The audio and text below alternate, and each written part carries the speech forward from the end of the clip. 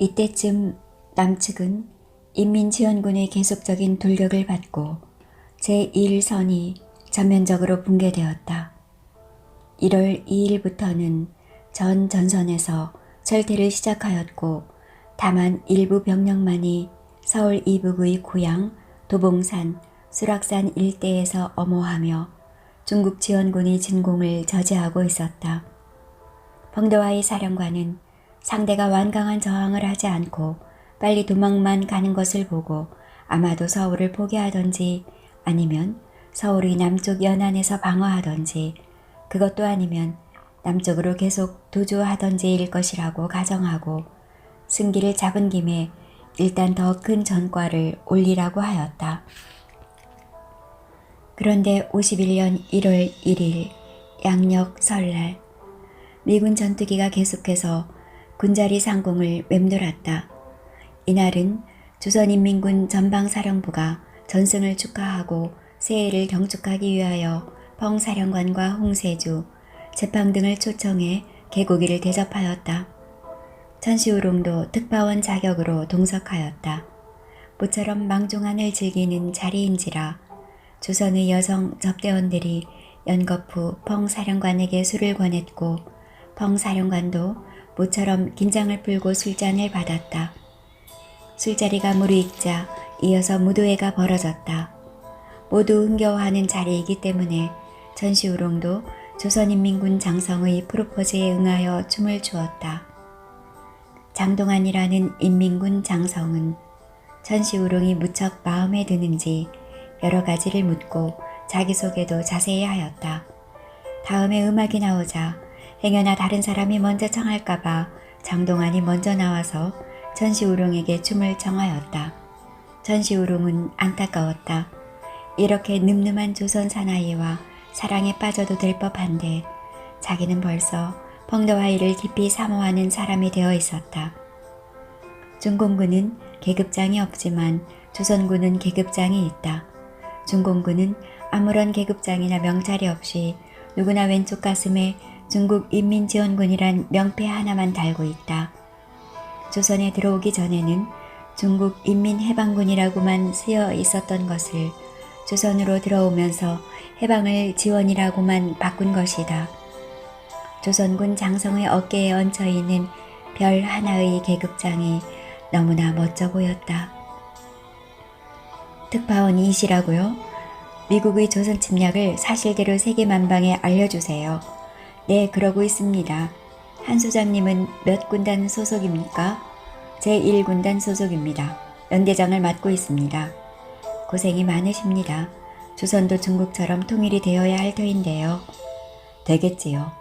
우리는 하루속히 통일을 하는 것이 가장 중요하지만 통일을 한 후에도 상황은 만만치 않습니다. 제 생각으로는 조선이 사는 길은 영세 중립국이 되는 길밖에 없습니다.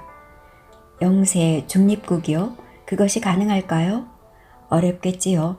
그러나 꼭 하겠다는 의지만 있으면 불가능한 일도 아니지요. 우리는 다른 중립국인 스위스나 오스트리아와는 다릅니다. 그 나라들은 옆에 자기와 비슷한 나라들이 많이 있습니다. 그러나 우리나라는 세계에서 가장 강한 4대 초대 강국이 둘러싸고 있습니다. 누구 편을 들어서는 여간 어려운 지경에 빠질 수밖에 없습니다. 듣고 보니 옳은 말씀인 것 같습니다. 꼭 그렇게 되기를 기원합니다. 무도의 광경을 보고 있던 홍세주는 불안했다. 홍세주는 춤을 추고 있는 펑사령관의 소매를 슬그머니 잡아당겼다. 펑총, 이제 그만 돌아가시지요. 뭐 어때, 좀 더 있다 돌아가자고. 홍세주가 펑을 잡아당겨 돌아가기를 권하자 조선인민군 장성들은 벌써 가느냐고 말렸다. 홍세주는 돌아가서 할 일이 있다고 핑계를 대면서 펑더와이를 모시고 먼저 나왔다. 홍세주는 펑사령관의 안전을 책임진 신분이기 때문에 상당히 불안했던 것이다. 미군기는 상공을 맴돌고 조선군 사령부도 건물이 은폐되어 있지 않아 공습을 당하면 큰 화를 당할 것 같았다. 중국인민지원군 측은 아쉬운 작별을 고하며 사령부를 빠져나왔다. 장동안 소장도 멀리까지 따라 나오면서 아쉬워하였다. 장동안과 천시우롱은 시선이 부딪히자 한참 동안을 서로 마주 보았으나 이를 어쩌랴. 어차피 이룰 수 없는 풋사랑인 것을. 천시우롱은 가벼운 눈인사만 하고 펑더와이를 따라 나서며 자기도 모르는 사이에 눈물이 팽 돌았다. 펑더와이가 술 기운에 다리가 약간 휘청한 바람에 천시우롱은 펑더와이를 부축하였다. 의도치 않게 둘은 가벼운 포옹 상태가 되었다. 뒤에서 보고 있던 장동한 수장이 두어 걸음 급히 앞으로 나선다. 천시우롱은 괜찮다는 눈인사를 보냈고 장한동은 너기른 사람처럼 그 자리에서 지켜보고 있었다. 군자리갱 안으로 돌아온 펑더와이는 인사불성이 된 줄 알았더니 어이 홍형, 장기판이나 들고 와. 네? 왜? 두 판은 두어야지. 펑사령관은 하나도 취하지 않았고 정신이 말짱하였다. 그러나 홍세즈가 그렇게 빨리 끝내주기를 내심 바라고 있었던 것이다. 됐습니다. 오늘은 이만 쉬시고 내일 작전회의를 하시지요. 하고 막 나가려는데 천시우릉이 차후에 찻잔을 받쳐들고 들어온다. 그때였다. 갑자기 콱쾅 하는 천지가 무너지는 듯한 굉음이 울리더니 엄청난 먼지가 갱 안으로 물려들어와 불은 일시에 꺼지고 갑자기 한치 앞을 볼 수 없는 암흑이 되었다. 잠깐 정신을 차려 귀를 기울이니 폭격기 날아가는 소리와 폭탄 터지는 소리가 여기저기서 났고 홍세조의 외치는 소리가 들렸다. 모두 피신하라. 펑더와이도 급히 몸을 날려 천시우롱의 손을 잡고 갱 밖으로 뛰어나왔다. 인민지원군들은 폭탄을 피해 이리 뛰고 저리 뛰었다. 전에는 미군기가 저녁에 공습하는 예는 거의 없었다. 그들은 미련할이 많지 우직하게 낮에 폭격할 줄밖에 몰랐다. 그런데 웬일인가. 저녁이 이슥할 무렵에 미군기의 공습이 있다니. 혹시 저들이 인민지원군 사령부를 알아낸 것은 아닐까? 갱 밖의 지원군을 향해서도 계속 폭탄 세례가 쏟아졌다.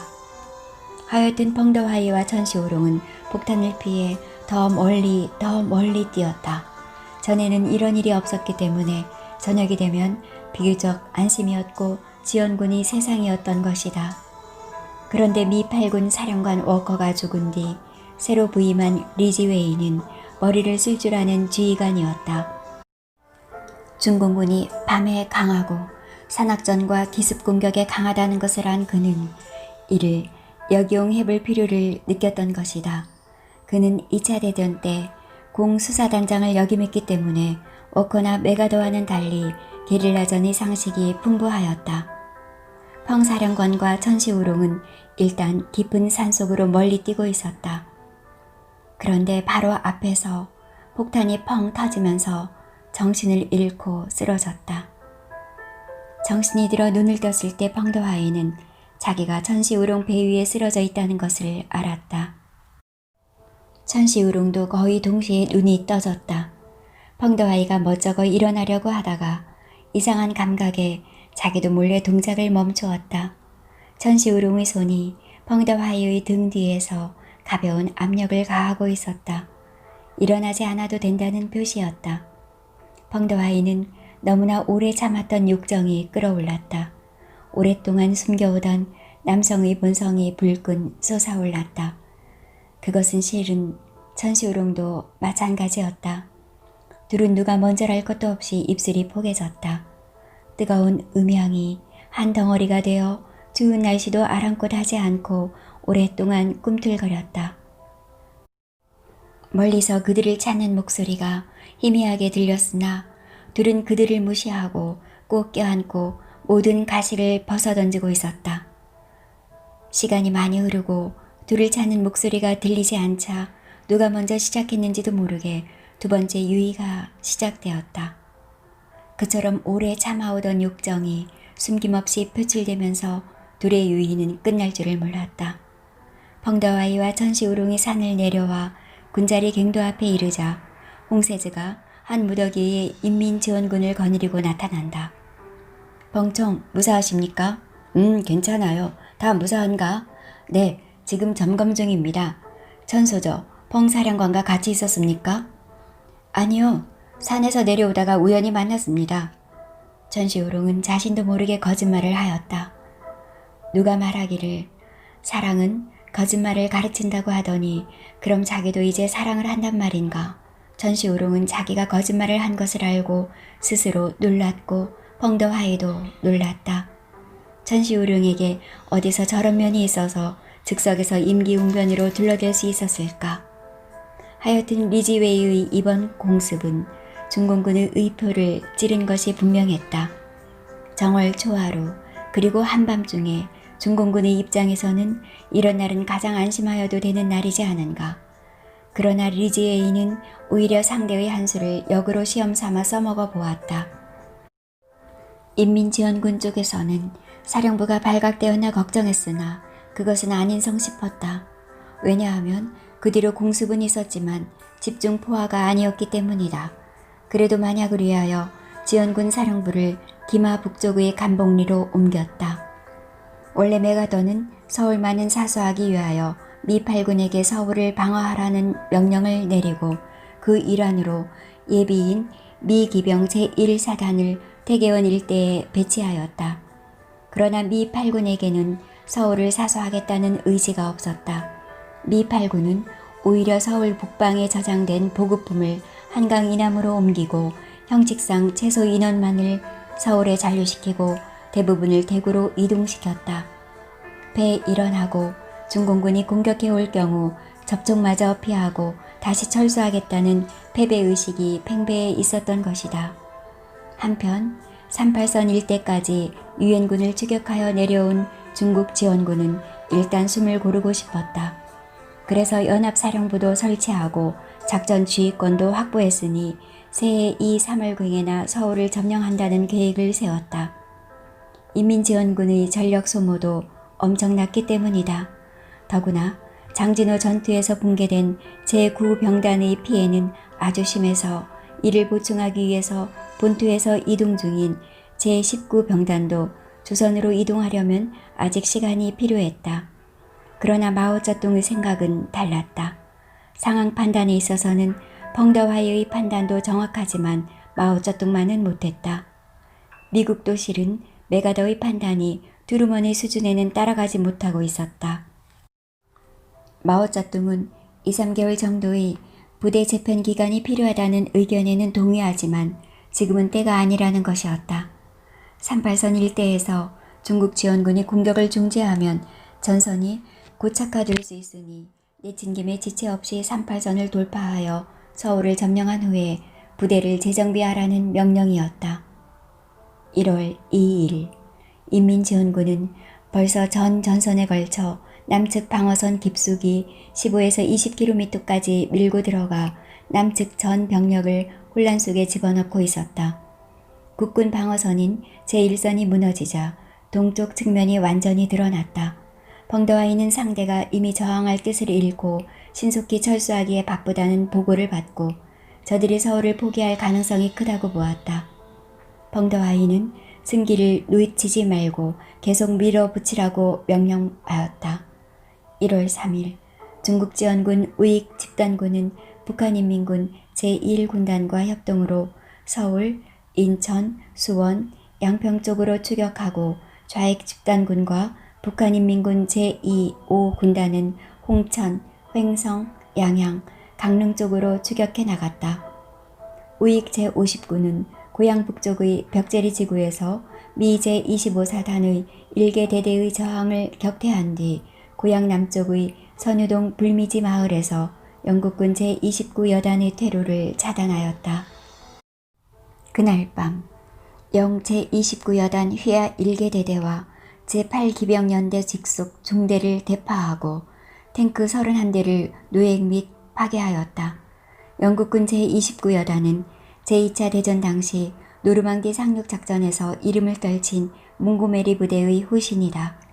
지원군 제50군은 포위망을 압축한 뒤 폭약을 터뜨려 선두로 오는 탱크를 파괴했고 부서진 탱크 때문에 나머지 탱크가 스스로 퇴로가 막히자 그들은 모두 투항하였다.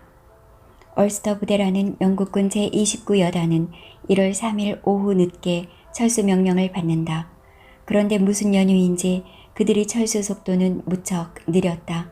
선두 B중대가 산 195 고지에서 내려와 차량으로 메네비 고개에 진입하기 직전 어두운 하늘에 나타난 미 공군 C-47 수송기가 조명탄 한 발을 발사하였다.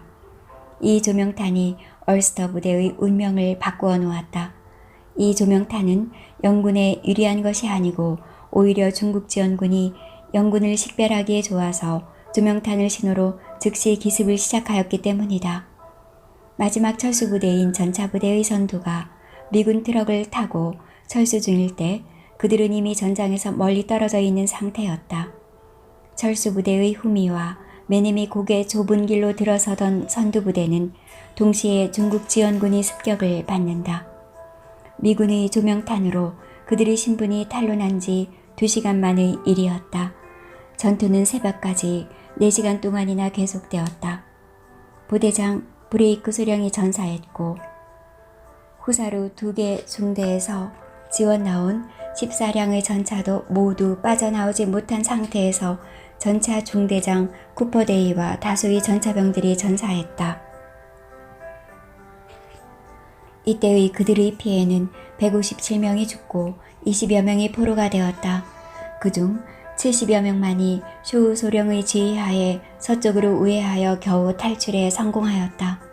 중국 지원군 제39군은 의정부 서남방 회룡사에서 미 제24사단 제21연대와 조우하여 그 일부를 섬멸하였다.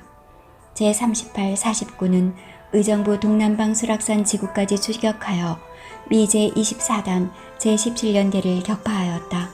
좌익의 제42군 주력은 제66군의 일개사단과 협동으로 가평, 춘천에서 북한강을 건너 홍천 방향으로 추격하였다.